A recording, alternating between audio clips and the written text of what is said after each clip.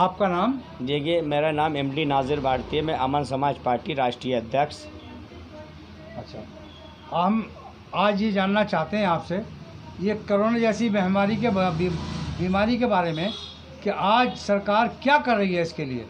देखिए, सरकारें तो फेल हो चुकी हैं। भारत सरकार, हमें तो सबसे बड़ा दुख की ये बात है, चाहे मुस्लिम भाई हो, हिंदू भाई है, आज गंगा में बिहार तक लाशें और जने कौन कौन से बोतलों तक उसमें लाशें जा रही हैं, जो संस्कार गंगा में उसमें करते हैं, तो आज वो लाशें कुत्ते और चील कौवे खा रहे हैं।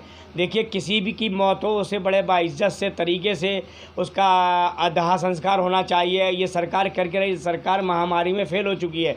और हमें एक बात का और डर ये है कि उस महामारी से जब वहाँ वो क्या नाम है, वहाँ कुत्ते हैं, बिल्ली हैं या कोई भी जानवर खा रहे हैं या चील कौवे खा रहे हैं, तो उससे क्या होगा, क्या नाम है, उनमें भी कोरोना फैल सकता है। और पानी में भी जिंदा रहता है कोरोना, 24 घंटे 36 दिन जो भी पानी में रहता है, तो उससे जो पानी हम लोग घरों में पी रहे, कितना भी फिल्टर कर लो, कोरोना वहाँ भी पहुँच सकता है। तो उसमें तो मछली वगैरह भी होती है, तो मछली जनता खाती है उसका भाई। ये तो कोरोना, देखिए, गंगा का इस टाइम जो हिसाब है वो दयनीय है।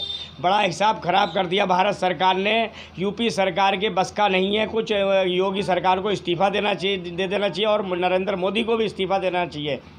इस्तीफे के तो बहुत लोग मांग कर रहे हैं, अभी तक ये आंख मूंद के सोए हुए हैं। देखिए, ये मेरे कहूँगा, ये रणुओं की सरकार है। रणुओं का मतलब समझते हो ना, कि जिसके आगे पीछे कोई नहीं है, ये उनकी सरकार है। परिवारवाद की सरकार नहीं। अगर परिवारवाद की सरकार होती तो इन्हें हर चीज़ का इल्म होता और जानकारी होती। इन्हें किसी चीज़ का इल्म नहीं है। इन्हें तो ये है कि बस हो रहा, हम जो कह रहे हैं वो ठीक है, वो और जो जनता करी वो गलत है। ये मोदी जी तो कह रहे हैं हम तो झोला लेके आए थे, फकीर आदमी है, झोला लेके चले जाएंगे। बिल्कुल सही बात है, फकीर आदमी है, झोला लेके चलेंगे, जनता को मरता छोड़ जाएंगे। जनता को तो बेहाल कर ही दिया। ना रोजगार है, ना पानी है, ना बिजली है, ना राशन है, ना काम है, ना कारोबार है, ना दवाइयाँ हैं, ना ऑक्सीजन है, ना शिक्षा, स्वास्थ्य, सब फेल कर दिया इन्होंने। सिस्टम को चौपट कर दिया है। अब ये बताइए कि ये सरकार कहाँ तक विफल रह सकती है या सफलतापूर्वक रहेगी? ये राष्ट्रपति, मैं सबसे बड़ी बात कहता हूँ, हमारे देश के राष्ट्रपति जी को इस पे संज्ञान लेना चाहिए।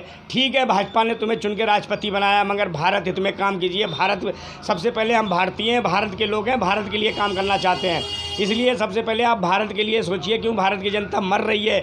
सुप्रीम कोर्ट भी दखल अंदाजी करके, सुप्रीम कोर्ट भी बढ़िया कर रहा है, सुप्रीम कोर्ट बार बार चेतावनी दे रहा है, उसके बाद भी सरकारें सुन नहीं रही हैं। बताइए फिर जनता या सरकारें कौन किससे दुहाई करेगा, कहाँ जाएगा? अब ये दिल्ली में केजरीवाल की सरकार है, तमाम ऑक्सीजन की कमी है, इस कमी के कारण न जाने कितने लोग मर रहे हैं, उसके लिए क्या कहेंगे? देखिए, केजरीवाल सरकार एक फर्जी सरकार हकीकत में कहूँगा मैं इसे, क्योंकि कागजों में चलते। अभी हमने 2-3 दिन पहले एक फ़ोन किया था, इन्होंने कहा था कि मैंने हॉस्पिटल चालू कर दिया है। जब वहाँ इनके अखबार में से मैंने नंबर लेके फ़ोन किया, मैंने बेड की ज़रूरत किसी को थी, तो पता ये लगा वो अस्पताल ही चालू नहीं हुआ। ये फर्जी काम कर रही है दिल्ली सरकार। अरे भाई, जो चीज़ चालू है उसकी तो पुष्टि करोगे, बिना चालू कैसे पुष्टि कर दोगे? जनता परेशान हो रही है। अब देखिए, दिल्ली सरकार जो है अब ये कह रही वैक्सीन हमारे पास ख़त्म हो गई है। अरे वैक्सीन तो हर भारतवासी को चाहिए। और क्या नाम है, ये क्या है, केंद्र सरकार और दिल्ली सरकार आपस में तालमेल क्यों नहीं बनाते हैं? कितने लोग तो ये कहते हैं कि वैक्सीन लगवाने के बाद ही तबीयत ख़राब होती है। देखिए, ये तो साइंटिस्ट बताएंगे या जो डॉक्टर हैं वो बताएंगे। अब इस पर हम टिप्पणी करना नहीं चाहिए। मैं तो ये चाहता हूँ भारत से कोरोना दफ़ा हो, यहाँ से कोरोना से जो है ना भारत के लोगों को छुटकारा मिले। अब वो वैक्सीन से उसका इन्फेक्शन होता है या नहीं होता है, क्या होता है, तो जांच का विषय होता है। और ये सरकार का और ये साइंटिस्ट है जहाँ से ये बनाई गई है उन लोगों का विषय है। हम ये कुछ लोग कह रहे हैं 5G की जो टेस्टिंग हो रही है उसकी वजह से ये कोरोना महामारी बीमारी आई हुई है, उसके लिए क्या कहेंगे आप? देखिए, 5G की वजह से क्या होता है, जो ऑक्सीजन की अचानक कमी पड़ी है 5G का ट्रायल की वजह से, मैं इस पे दावा पेश कर सकता हूँ, बिल्कुल सही है।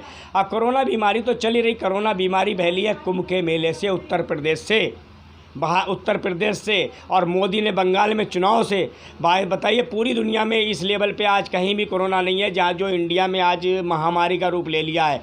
देखिए, दूसरा वो है फेस कहेंगे। और तीसरे में तो मैं कहूँ भगवान से दुआ, अल्लाह से दुआ ये करता हूँ, ये भारत से बीमारी दफ़ा हो, यहाँ से ख़त्म हो। क्योंकि हिंदू मुस्लिम सब भाई भाई हैं। देखिए ये बीमारी किसी की जात पात धर्म और वो देख के नहीं आती, इसलिए मैं अल्लाह से यही दुआ करूँगा।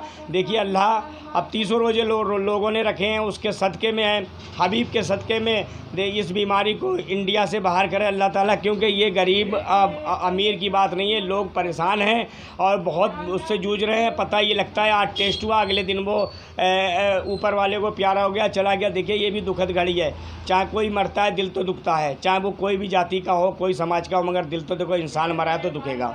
हॉस्पिटलों में तमाम लोग परेशान हाल हैं, कोई डॉक्टर वगैरह कोई नर्स वगैरह सुनने को तैयार नहीं है। इसका कारण क्या हो सकता है? देखिए डॉक्टर नर्स थक चुके हैं, मैं हकीकत बताऊं, इनके पास स्टाफ इतना नहीं है, इनकी पोल खुल गई है।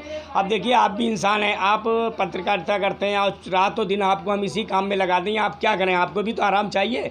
तो डॉक्टरों की उनकी कोई नहीं, बेचारे वो थके हुए हैं, जितना उनसे हो सकता है वो लोग सेवा कर रहे हैं जनता की, मगर राजनीतिक लोग नहीं सेवा कर रहे हैं। वो तो कम मकानों में अपने बिल्डिंगों में जो जहाँ है वो छुपे बैठे हैं। देखिए आम आदमी पार्टी दिल्ली में एक भी उसका मंत्री नेता बाहर नहीं दिखाई दे रहा, सिर्फ आपको जब भी दिखाई देंगे वो एक कैमरे के सामने और बात करते दिखाई देंगे, जनता में नहीं मिलेंगे आपको।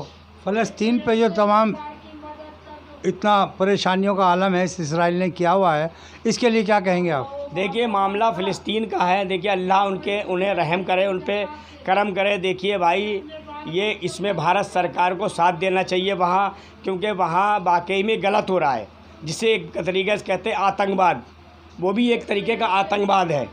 देखिए वहाँ पे वहाँ लोगों के साथ नाइंसाफ़ी हो रही है, उन पे जुल्म हो रहा है और उसके खिलाफ़ भारत सरकार को बोलना चाहिए ये क्या हो रहा है, क्योंकि जब भारत सरकार नहीं बोलती है तो हमें दुख होता है। अभी मस्जिद अक्सा में ज़बरदस्त तरीके से अटैक किया था इसराइल ने,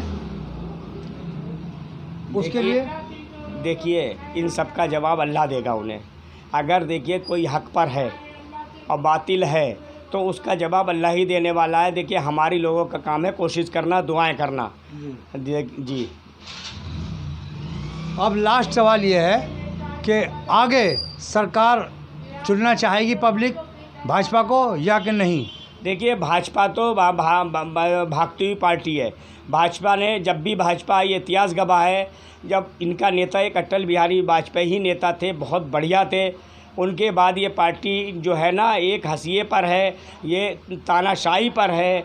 नरेंद्र मोदी आप क्या समझते हैं ये जनता ने या इनकी पार्टी ने ज़बरदस्ती खुद चुन के आए? अगर नरेंद्र मोदी को नहीं चुनते, नरेंद्र मोदी ने इन्हें धमकी दे दी थी कि अगर आप मुझे नहीं चुनोगे, नहीं प्रधानमंत्री पद का उम्मीदवार बनाओगे तो हम जो है ना पार्टी में बगावत कर देंगे। इसलिए मजबूरी में, क्योंकि आरएसएस का प्रभाव था, इसलिए इन्हें मजबूरी में प्रधानमंत्री बनाया गया। मैं तो ये कहता हूँ मोदी जी आपको 7 साल हो गए, बहुत हो गया, अब जनता को क्या नाम है सुकून से रहने दो। आप इस्तीफ़ा दे के कहीं पहाड़ पे कहीं चले जाओ, तपस्या कर लो, राम नाम जप लो, उससे बढ़िया कुछ नहीं है।